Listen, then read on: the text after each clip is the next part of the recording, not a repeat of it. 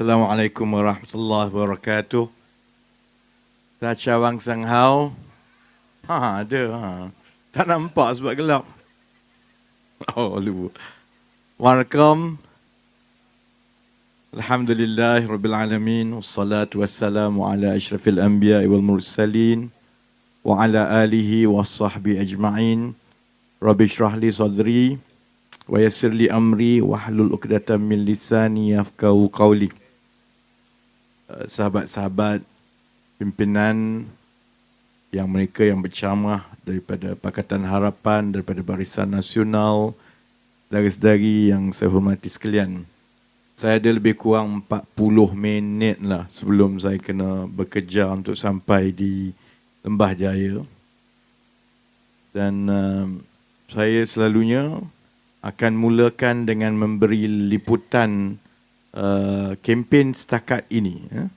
Dan selalunya liputan di tingkap sebelah sana. Tadi saya duduk tengok Azmin sedang berceramah sekarang pakai kain pelikat. Itulah bahaya Azmin pakai kain pelikat. Saya tak nak tengok. Baik, apa yang berlaku hari ini? Apa yang berlaku? Yang pertama, masing-masing sedang melancarkan manifesto masing-masing. Dan saya tak sempat ulas dengan panjang dan cuma saya perasan masing-masing di sebelah Perikatan Nasional semua sekarang nak berebut sentuh soal air. Azmin Ali mengumumkan kalau Perikatan Nasional menang dan dia jadi Menteri Besar baliklah kononnya, maka dia akan bagi balik air percuma kononnya kepada orang Selangor. Saya nak tanya orang Selangor, antara menyelesaikan masalah air di Selangor untuk Perikatan Nasional dengan menyelesaikan masalah air di Kelantan, yang mana yang lagi penting saya? Sebab itu saya pun pergi tengok manifesto Kelantan pula. Oleh kerana pimpinan Perikatan Nasional ni nampak hebat, semua pandai-pandai pasal air, maka saya pun tengok pula apa sebenarnya tawaran manifesto Perikatan Nasional untuk menyelesaikan masalah bekalan air yang paling teruk sekali dalam negara di Kelantan. Janji kerajaan Kelantan daripada PAS, kalau menang sekali lagi akan menjenamakan semula air Kelantan, saudara-saudari. InsyaAllah dengan menjenamakan semula air Kelantan, air itu dengan tiba-tiba akan jadi warna putih. Itu soal air. Janji-janji Perikatan Nasional mengenai air. Kemudian 2-3 hari kebelakangan ini, kecoh soal Sanusi angkat tangan lawan Anwar kan. Jadi budak-budak Perikatan Nasional ni ramai-ramailah angkat tangan, buat video semua lawan Anwar. Duk dalam jamban pun angkat tangan lawan Anwar. Kemudian budak-budak kita, orang biasa pun kata, korang ni tak original langsung lah. Kalau berkempen, carilah idea sendiri. Ini sampai nak tiru Anwar. Sedangkan Anwar angkat tangan tu, cerita yang dulu tu keadaan dia berbeza. Saya dengan Datuk Luqman dulu sama-sama PKR dulu kan. Datuk Luqman Nur Adam dulu pernah dia tidur dalam bilik saya. Tapi bukan style Azmin lah. Dia tidur, dia datang London. Saya kerja kat London masa tu. Dia datang kat London. Masa tu miskin, tak boleh bayar hotel, dia tidur kat dalam bilik saya lah kan. Dulu, cerita 98, 99 tu lain. Anwar angkat tangan sebab banyak cerita lain dan angkat tangan dia itu ialah lambang keberanian. Jadi bila kita persoalkan, ni Sanusi yang pempang-pempang berani ni, berani lawan Perdana Menteri, angkat tangan konon lawan Perdana Menteri. Berani lawan Menteri tak payah kata lah. Dia bukan peduli pun tak. Sultan pun dia berani. Tapi bila polis panggil, sampai kesudah tak berani, saudara-saudari. Sampai polis kena pergi kutip dia pukul 3 pagi. Itu tak campur jahat kau panggil dia pendek. Aku ingat Amir seorang je pendek.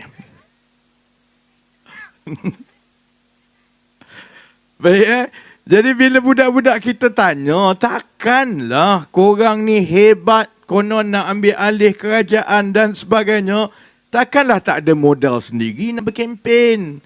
Paling kurang biarlah ada idea nampak kreatif sikit. Carilah gaya berkempen. Kalau nak orang ikuti dan hargai kita, carilah gaya kempen yang original sedikit. Tiba-tiba harakah. Harakah mengeluarkan satu temu ramah eksklusif.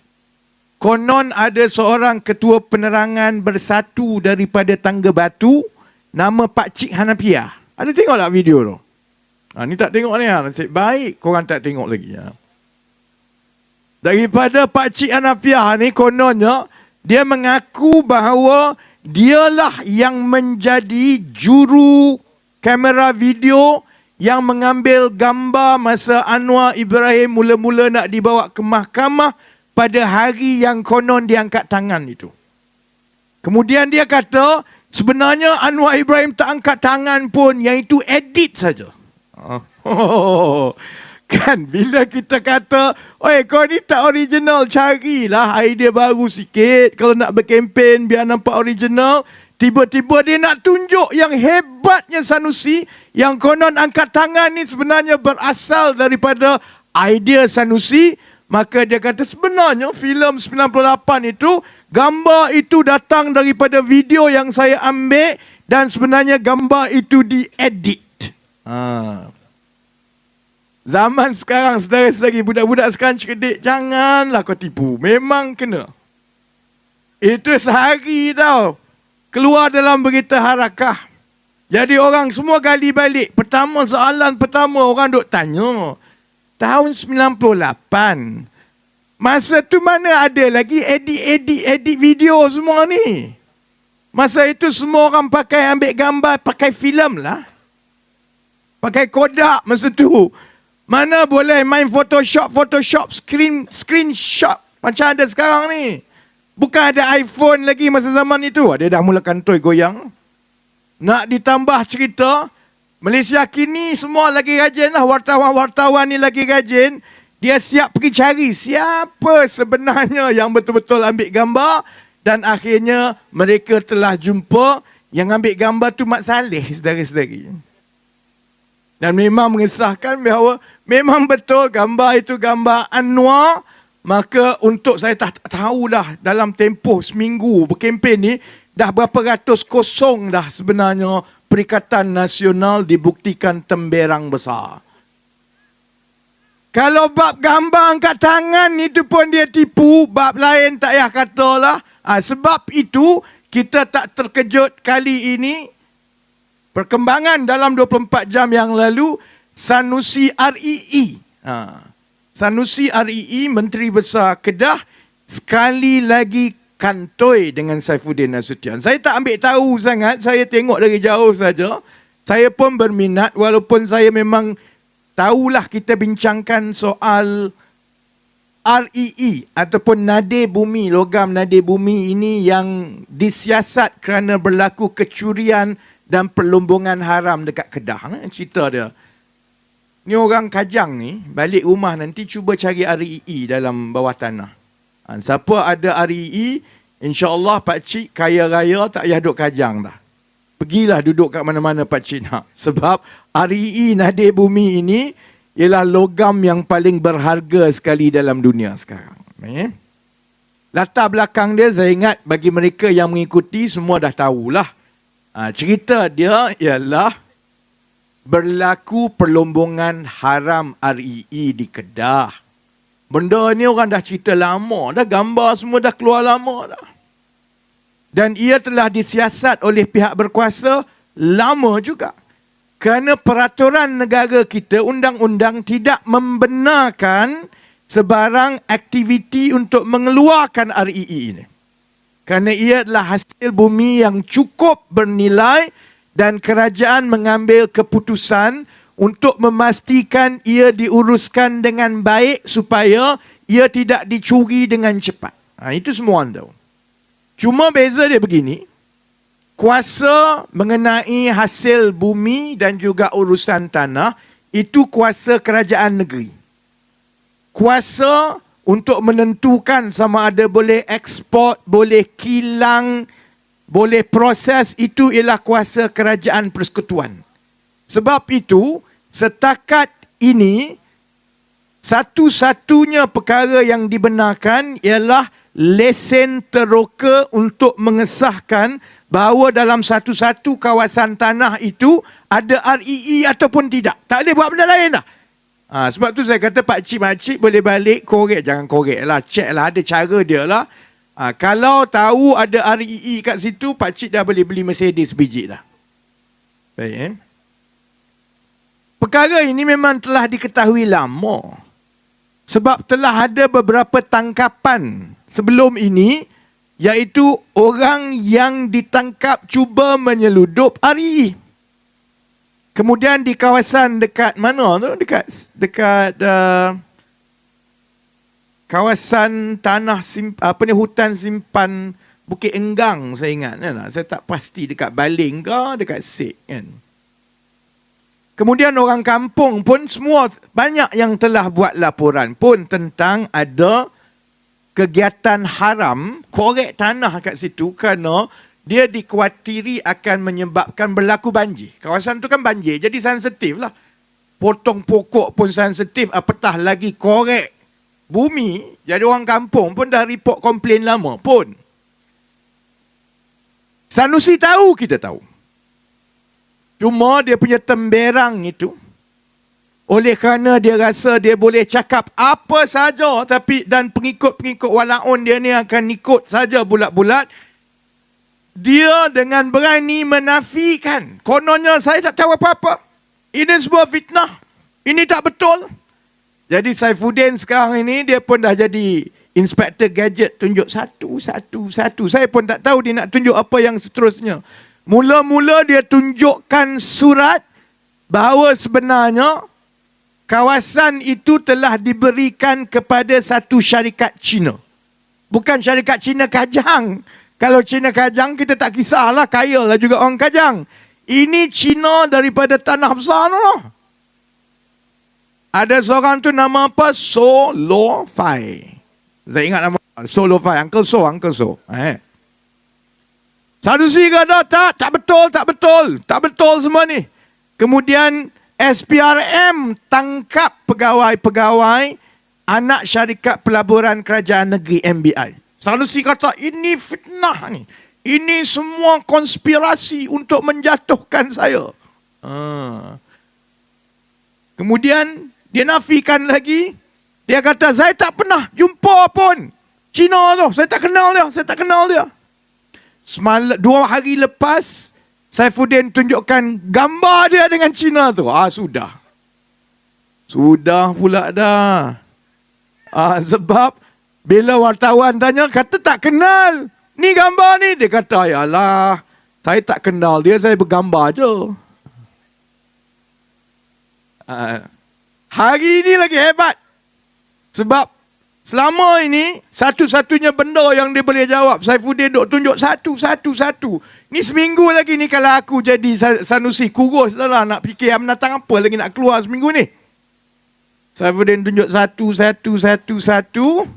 Dia tetap kata ini semua fitnah. Saya tak kenal, saya tak tahu apa-apa pasal REE ni. Hari ini, Saifuddin tunjukkan pula macam mana gambar dia melawat tapak REE itu saudara-saudari. Gambar dia ada 6-7 keping pergi melawat, tengok orang korek lubang semua. Jadi esok kita tunggu. Kalau saudara-saudari nak tahu perkembangan laporan dan liputan kempen PN yang seterusnya, tunggu ceramah saya malam esok. Kerana kita nak tengok apa Sanusi akan jawab. Dia nak kona baring kok mana lagi ni. Dia kata tak kenal, gambar dah keluar. Dia kata tak terlibat, surat yang dia sign dah keluar. Dia kata dia tak tahu apa-apa. Gambar dia tepi lubang korek tu dah ada. Saudara-saudara. Baik, ya? Dan yang terakhir tentang liputan mengenai kempen ini, yang paling menarik sekali ialah ini musim manifesto, maka Perikatan Nasional masing-masing berlumba bagi manifesto ni. Dan manifesto yang paling menarik ialah manifesto mewujudkan peluang pekerjaan.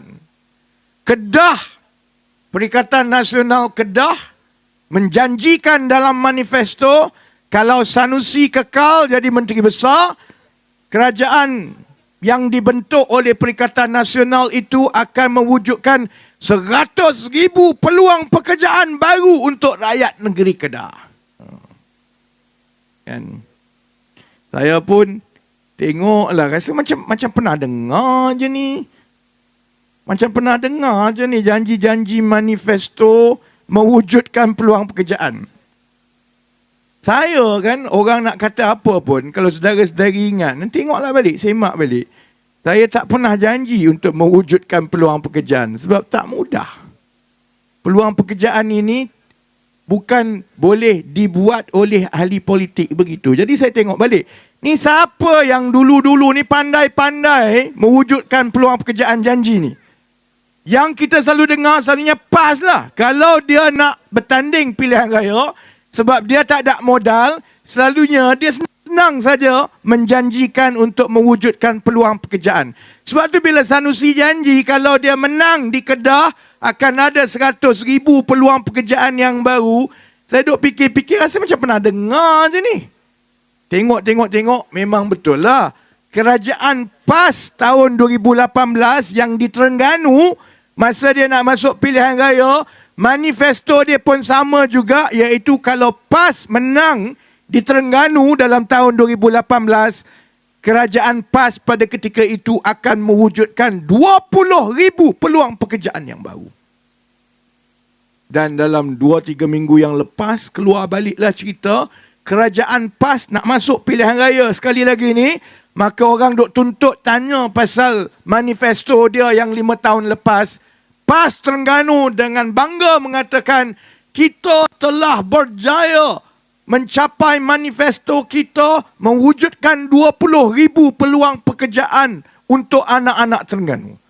Saya kan orang Terengganu. Tak? Saya balik kampung, aku pelik. Macam tak ada je. Balik macam tu je. Mana 20,000 peluang pekerjaannya? Macam tak ada sangat pun. Semak-semak lagi. Patut pun 20,000 peluang pekerjaan yang diwujudkan oleh PAS di Terengganu itu ialah dengan menyewa bas-bas menghantar budak-budak Terengganu cari kerja kat Selangor, saudara-saudari.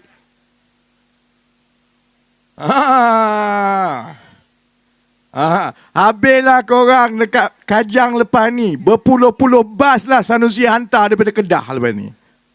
Baik. Saya cerita pasal peluang pekerjaan ni dalam tempoh 20 minit yang akhir. Sebab saya nak berkongsi sebenarnya apa yang sedang berlaku dalam perancangan Kerajaan Perpaduan mengenai bukan saja peluang pekerjaan baru, tetapi mengenai reformasi pasaran kerja di negara kita. Kalau tengok apabila Datuk Seri Anwar melancarkan ekonomi madani, kita tumpukan kepada 2 perkara yang cukup penting. Pertama, kita kena naikkan ceiling. Maksudnya supaya lebih ramai daripada rakyat kita yang berada di dalam keadaan gaji, kerjaya dan peluang ekonomi yang lebih baik di peringkat yang atas. Maka sebab itulah kita tumpu kepada industri-industri bernilai tinggi yang baru. Peralihan tenaga, ekonomi digital, pertanian moden sekali. Tapi kalau negara itu berkembang baik macam mana pun, kalau kita hanya tumpu kepada pertumbuhan ekonomi dan juga mewujudkan kekayaan semata-mata, itu belum tentu lagi akan membawa kesejahteraan kepada rakyat, kerana kalau kita tidak berhati-hati, dia akan mewujudkan jurang yang besar di antara yang kaya di atas dengan yang biasa-biasa, yang miskin dekat bawah. Sebab itu perancangan kita ialah menumpukan dua-dua. Sementara kita memastikan kita lonjakkan siling, kita juga pastikan bahawa kita angkat lantai di bawah ini supaya semua rakyat kita ini dari segi gajinya, dari segi peluang kerjayanya, dari segi kos sara hidupnya, kalaupun tak kaya tapi tak adalah susah kais pagi makan pagi. Itu sebenarnya ringkasan dan intipati kerangka ekonomi madani yang dilancarkan oleh Datuk Seri Anwar minggu lepas. Baik. Amin. Amin yang pening kepala aku lah. Kan? Sebab kerja tu jadi kerja saya. Tak? Baik. Jadi apa sebenarnya yang kita tumpukan untuk kita pastikan kita menaikkan lantai ini? Apa sebenarnya masalah utama keluarga Malaysia yang kebanyakan ini, orang biasa. Macam ada yang ada di Kajang, yang duduk sekitar Bangi, yang sebelah Hulu Langat dan sebagainya. Kerja ada. Keluar universiti pun ada, banyak budak kita. Masalahnya ialah apabila tangga gaji itu dia tidak naik dengan pada kadar yang selari dengan kenaikan kos sara hidup. Dan macam mana kita nak ukur ni sama ada betul ke tidak gaji itu telah meningkat selari dengan sumbangan pekerja-pekerja kepada ekonomi negara. Pertama, kita tengok peningkatan dari segi hasil tambah ekonomi negara dari satu tahun ke satu tahun. Secara idealnya, contohnya kalau kekayaan negara itu meningkat 5% tiap-tiap tahun, gaji pekerja secara puratanya juga mestilah meningkat 5% tiap-tiap tahun. Kerana syarikat ke ekonomi ke negara, kita tak boleh jadi kaya tiba-tiba. Ini bukan zaman Sanusi, pup tiba-tiba kaya. Ini zaman yang artinya ialah kita hanya boleh menghasilkan kekayaan kalau pekerja-pekerja kita membantu dan memberi sumbangan dalam bentuk produktiviti supaya negara makin kaya. Company jadi kaya sebab pekerja dia kerja bagus, hasil lagi banyak. Sebab itu kalau tumbuh 5% tiap-tiap tahun, gaji pun kena naik macam itulah. Itu asasnya. Tapi itu tidak berlaku di Malaysia, saudara-saudara. Sebab itu kita tengok dalam tempoh 20 tahun bila saya masuk, saya tumpu kepada soal gaji dah 5-6 bulan ini, ada beberapa perkara yang sebenarnya ialah menyedihkan sebenarnya. Saya bagi contoh. 20 tahun yang lepas, gaji median ni maksudnya gaji pertengahan rakyat lah. Kalau campur semua, ambil gaji setiap seorang rakyat. 1, 2, 3 sampai 10 juta. 10 juta 1, 10 juta 2. Ambil gaji penengah. Median. Kita ambil gaji median itu. Kemudian kita bandingkan dengan harga purata ataupun harga median nak beli rumah. 20 tahun lepas, perkali itu lebih kurang 5. Maksudnya, kalau gaji setahun lebih kurang 20,000, gaji median, harga median rumah ialah 100,000. Ini 20 tahun lepas. Jadi dia kira boleh mampu milik oleh rakyat kerana harga rumah penengah itu adalah 5 kali ganda daripada gaji tahunan kita. Sekarang saudara-saudari kira, gaji median kita 22,700. Ni gaji median tau, bukan gaji permulaan. Gaji median kita 2,700.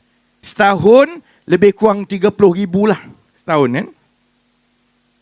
Harga median rumah di Malaysia sekarang dah melepasi RM300,000. Maksudnya dalam tempoh 20 tahun, kuasa beli dan kemampuan rakyat kita untuk memiliki rumah, dia makin lemah kerana dulu hanya 5 kali ganda saja daripada gaji tahunan kita dah boleh dapat rumah. Sekarang dia dah jadi 10 kali ganda. Dia sama juga dengan harga barang, kos sara hidup yang orang duk yang Perikatan Nasional duk ratib sekarang ni. Tak ada telur, tak ada telur, tak ada telur. Yang tak ada telur Sanusi dengan Azmin. Telur dah banyak pun sekarang. Tapi dia duk ratib lah, tak ada telur, tak ada telur. Sampai Muhyiddin pun pergi pelihara ayam sekarang. Kalaulah Muhyiddin tu pelihara ayam masa zaman dia jadi Perdana Menteri, tak adalah kita ada masalah ayam setahun yang lepas. Cukuplah ayam-ayam daripada Muhyiddin dulu. Sekarang ayam dah ada balik, barulah dia nak pelihara ayam. Dia dah ulang kos sara hidup mahal semua ni. Sedangkan isu sebenar ialah, pernah tak kita terfikir, inflasi telah turun selama 7 bulan berturut-turut. Inflasi paling rendah dalam tempoh 12 bulan. Inflasi mereda turun, maksudnya harga barang itu telah stabil. Baik. Jadi kenapa masih lagi ramai rasa macam masih lagi penat dengan kos sara hidup ini? Sebab ia bukan soal harga barang semata-mata, dia juga soal gaji. Kalaulah gaji itu naik berpadanan dari setahun ke setahun, sudah tentulah kalaupun telur tak ada lah, naik harga telur sedikit, dia tidaklah menjadi beban sekarang kerana kita ada lebihan wang daripada gaji yang lebih tinggi. Kalau ekonomi kita ini ada satu kerangka gaji yang memastikan gaji naik tiap-tiap tahun itu sepadan dengan hasil ekonomi yang kita usahakan dan sumbangkan kepada syarikat ataupun negara. Baik. Jadi macam mana kita nak buat ni? Macam mana kita nak mewujudkan peluang pekerjaan dan macam mana kita nak memastikan peluang pekerjaan yang diwujudkan itu juga menjamin gaji yang lebih baik kepada pekerja-pekerja. Ini beza di antara Pakatan Harapan Barisan Nasional dalam Kerajaan Perpaduan berbanding dengan manifesto Sembang Kencang hantar budak-budak datang ke Selangor cari kerja, saudara-saudari. Sebab kita rancang, kita bincang, kita dah dapat persetujuan dan benda itu tak payah janji dalam manifesto. Memang dalam tempoh sekarang pun saya boleh sebut kita dah berjaya mewujudkan peluang-peluang pekerjaan melebihi 50,000 dah pun dalam tempoh 1 tahun akan datang. Tak payah masuk dalam manifesto, saudara-saudara. Cara dia kerana apabila kita nak wujudkan ini, kita kena tengok secara menyeluruh. Ambil contoh. Macam mana kita nak mewujudkan peluang pekerjaan yang menawarkan gaji yang lebih tinggi? Kita kena cari industri baru yang bernilai tinggi dan berpotensi tinggi. Sebab itu baru-baru ini, kita lancarkan pelan peralihan tenaga. Saya dah ulang pelan peralihan tenaga ni, kalau ikut Walaun memang dia tak nak dengar sebab dia tak faham. Saudara-saudari, kalau kita terus tanam pokok kelapa sawit, kita terus buat kilang yang hasil ialah yang banyak guna pekerja asing ni semua, kita mungkin buat duit tapi kita tak untung besar. Sebab orang lain lagi bagus daripada kita. Nak lawan ladang kelapa sawit Indonesia lagi besar. Nak lawan kilang sebab kita boleh ada pekerja-pekerja yang gaji rendah, Vietnam lagi banyak, Filipina lagi banyak, gaji lagi murah. Jadi sebab itu untuk kita dapatkan pelaburan dan untuk kita mewujudkan peluang pekerjaan baru yang bergaji tinggi, kita kena cari bidang baru yang menawarkan pulangan yang lagi tinggi, yang menarik minat pelabur-pelabur. Baik, macam mana kita buat? Tak payah, saudara-saudari. Saya bagi contoh. Kalau pakcik-makcik nak berniaga, katakanlah depan rumah tu pakcik-makcik nak berniaga kan. Pakcik-makcik tengoklah keliling. Sebenarnya, orang berniaga apa yang laku? Kalau ada orang jual nasi lemak kerang Sanusi, makcik pun jual yang itulah. Akan ada orang belilah. Pakcik dah tahu, dah buat market research bahawa sebenarnya nasi lemak kerang Sanusi ni laku. Menguruskan ekonomi negara pun tak banyak beza. Apa yang kita buat?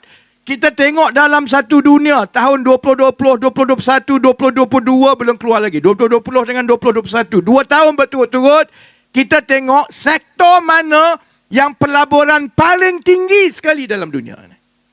Sektor itu ialah sektor yang dipanggil peralihan tenaga, iaitu sektor-sektor yang melibatkan tenaga boleh baru untuk menggantikan tenaga fosil, minyak, petrol semua ni.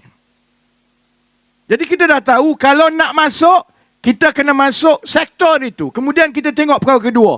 Sama macam kalau makcik nak jual nasi lemak kerang sanusi kat sini, makcik kena tengok juga hebat ke tidak pesaing yang makcik buat. Makcik kena rasa dia punya nasi lemak best ke tidak. Kita pun sama lah. Kita tengok, kita tahu ini bidang yang kita nak kena tumpu, tapi kita tengok adakah persaingan daripada negara-negara serantau ini jauh di depan kita ataupun tidak. Alhamdulillah tak jauh. Tak ada sangat pun. Jadi maksudnya kita berada di kedudukan yang baik. Kalau kita mula masuk sekarang dan tumpukan perhatian, kita boleh menjadi peneraju dalam pasaran tenaga boleh baru di Malaysia. Di rantau Asia Tenggara. Jadi perkara ketiga kita buat apa? Maka kita kena mula beritahu orang lah. Sama macam makcik, kalau nak berniaga depan itu, nak berniaga nasi lemak kerang sanusi yang lagi sedap, maka makcik kena buat banner sikit, pasang beritahu ke orang. Sebab itu kita lancarkan pelan peralihan tenaga negara untuk kita maklumkan kepada seluruh dunia pelabur-pelabur bahawa Malaysia bukan sahaja mempunyai cita-cita untuk meneraju dalam bidang berteknologi tinggi ini di Asia Tenggara, tetapi kita juga telah ada 10 projek berskala besar, termasuklah satu kapasiti penjanaan solar yang paling besar di Asia Tenggara yang berjumlah 1 gigawatt bernilai 6 bilion ringgit, dan insya-Allah bila siap nanti 2-3 tahun akan datang, ia juga akan menjadi kapasiti penjanaan solar nombor 8 paling besar dalam dunia.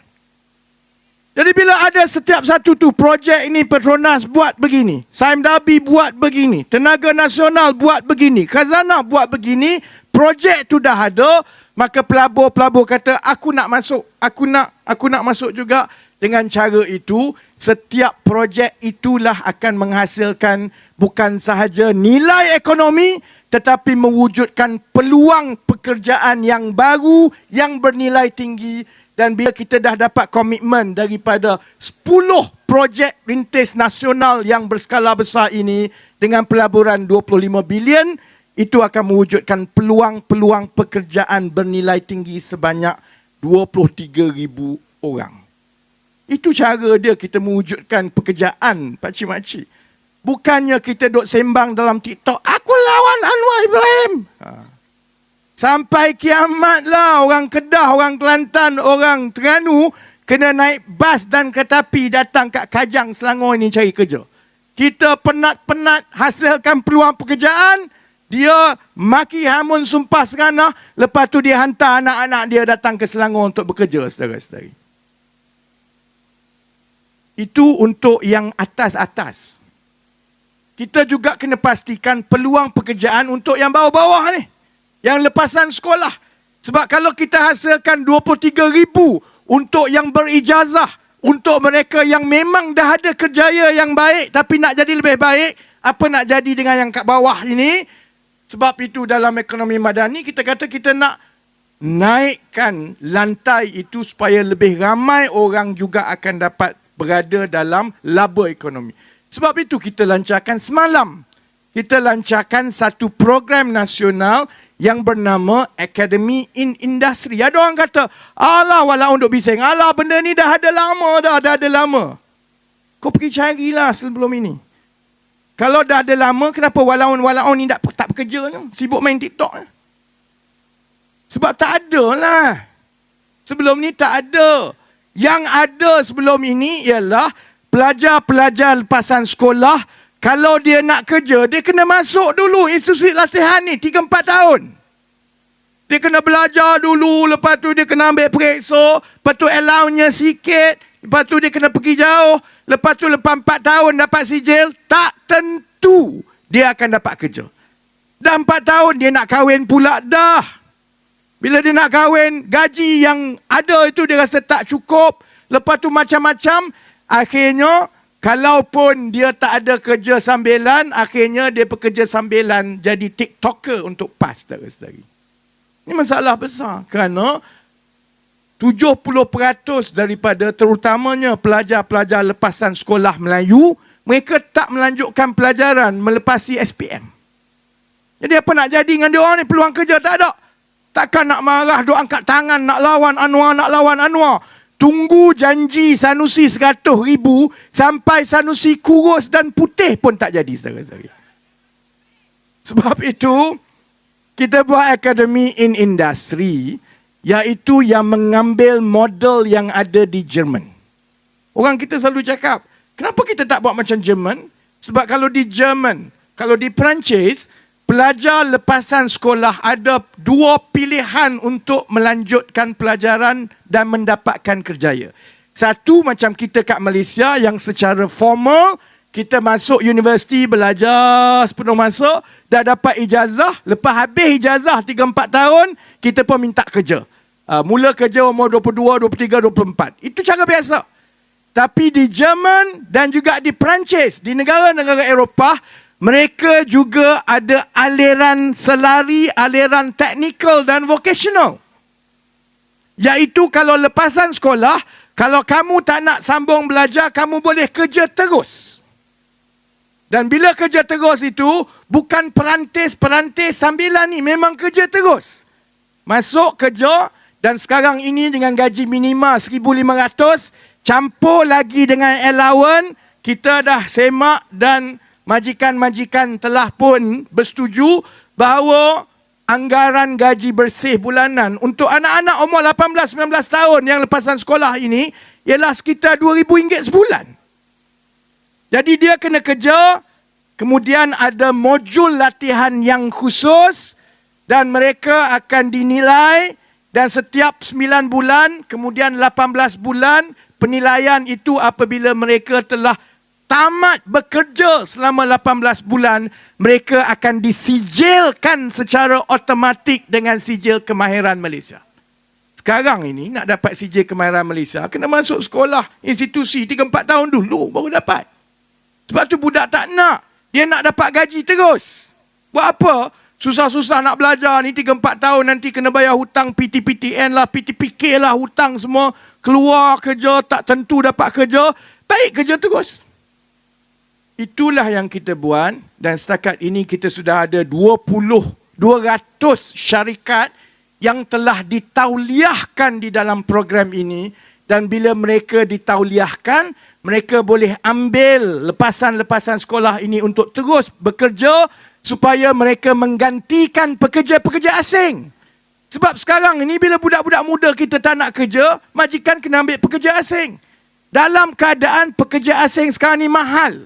Gaji dia gaji sama dengan gaji minima kita. Kena bayar RM1,500 setiap bulan, campur overtime. Kemudian kena bayar visa lagi, kena bayar. Jadi majikan pun tahu lebih baik untuk masa depan kita menggaji anak-anak muda tempatan kita. Itulah fungsi kerajaan. Mewujudkan satu sistem latihan dan pendidikan tinggi, aliran vocational yang membolehkan anak-anak kita habis saja tingkatan 5 terus bekerja dan terus dapat peluang untuk pendidikan tinggi kerana mereka akan disijilkan mengikut kemahiran dan pengalaman bekerja, bukan periksa exam. Kalau zaman saya dulu ada benda ni Pak Cik Makcik, saya tak ada lah pergi belajar kat universiti jadi engineer semua ni. Lepas tu nak kena ambil periksa. Dah lah 3-4 tahun nak jadi engineer ambil exam. Lepas tu saya gatal pula pergi tukar jadi accountant. Ambil lagi exam 3 tahun. Saudara-saudari mampu ambil exam. Peluang itu sekarang ada. Dan dengan 200 syarikat yang kita tauliahkan, pada anggaran purata setiap satu syarikat boleh menawarkan dan mengambil 100 orang lepasan sekolah kerana itu keperluan kilang mereka. Kita menjangkakan kita telah juga mewujudkan 20,000 peluang pekerjaan yang baru untuk anak-anak lepasan sekolah pelbagai kaum, terutamanya yang Melayu-Melayu, terutamanya yang daripada negeri-negeri yang miskin. Kalau ikut hati saya, memang marah. kita susah payah buat, kita peruntukkan 40 juta ringgit kerana kita akan bayar 4,000. Berapa kita bayar? No? Kita bayar 4,000 bagi setiap pelajar yang kita ambil ini. 1,500 kepada majikan, 2,500 kepada pelajar. 1,500 allowance penempatan supaya dia boleh berpindah daripada kampung dia. RM500 bila dia kekal sampai 9 bulan, dia tak lari. RM500 lagi di akhir 18 bulan bila dia berjaya disijilkan untuk beri insentif kepada dia untuk kekal bekerja. Sebab kadang-kadang budak-budak kita ni kadang-kadang dia kerja 3-4 bulan, dia teringat kat girlfriend kat kampung pula dah. Nak balik kampung. Sama juga dengan majikan, untuk memastikan majikan tidak ada yang ambil kesempatan claim tapi dia tak latih. Sebab itu kita bagi RM1,500 untuk membantu menempatkan awal-awal. 500 9 bulan kemudian, kalau dia berjaya mengekalkan anak-anak ini untuk kekal bekerja, 500 lagi di akhir program 18 bulan bila anak-anak ini telah mendapat sijil. Kerana daripada sijil itulah mereka boleh kekal bekerja untuk disijilkan ke peringkat yang lebih tinggi diploma. Dan kalau mereka kekal bekerja 3-4 tahun, mereka boleh disijilkan di peringkat ijazah. Itu yang kita buat, saudara-saudari. Kalau ikut hati memang sakit hati lah. Kita susah payah buat, tapi dia main hantar bas. Kita susah payah buat, dia tak buat kerja. Dia duk maki kita tiap-tiap hari. Dia gambarkan macam Selangor ini telah menjadi negeri yang Melayu ni tak ada dah. Semua diambil alih oleh Cina-Cina daripada Kajang ni. Kan? Gaya dia tu macam teruk betul lah Selangor ini. Sebab itu kita kena ambil alih. Tapi Selangor ini jugalah pentadbiran kerajaan perpaduan jugalah yang insya-Allah saya yakin akan mewujudkan peluang-peluang pekerjaan 20,000 ini untuk anak-anak lepasan sekolah di Selangor, di Johor, di Pulau Pinang, di negeri-negeri yang kita takbir, kerana negeri-negeri inilah yang ada industri yang rancak yang insya-Allah akan beri peluang supaya anak-anak dari negeri-negeri yang tidak ditadbir dengan baik, daripada Kelantan, daripada Terengganu, daripada Kedah, daripada Perlis. Kalaupun mereka tidak ada peluang di kampung mereka, mereka datang dan duduk dengan kita dan kita jaga mereka. InsyaAllah saudara-saudari, kalaupun mereka tak undi kita sebab tak sop sangat dengan Sanusi angkat tangan, InsyaAllah saudara-saudari, pahala itu kita akan melahirkan generasi muda Malaysia yang kehidupan mereka lebih baik daripada kita. Jadi insya-Allah tunggu ceramah saya malam esok kerana saya akan meneruskan dengan liputan kempen di sebelah sana. Saya nak tengok apa lagi dia nak buat sebelah sana. Jadi saya ucapkan terima kasih banyak-banyak kepada mereka semua yang hadir. Kita ada ramai lagi penceramah. Saya minta maaf. Saya kena pergi ke satu lagi tempat untuk sambung lagi sembang pasal Sanusi dengan PAS ni. Jadi saya yakin sebenarnya insya-Allah kita tidak ada masalah untuk menang di Kajang. Cuma saya minta supaya jentera-jentera kita daripada Pakatan Harapan, daripada Barisan Nasional, jangan sombong, jangan terlalu yakin. Ingatlah bahawa kita di sini adalah untuk berkhidmat dan siapalah kita kalau tidak kerana rakyat yang ada di keliling kita ini. Ingat yang itu, rendah diri, kalau orang tegur kita dengar. Kalau orang komplain, kerja tidak memuaskan, minta maaf. Jangan sembang kencang macam Sanusi, jangan berbohong.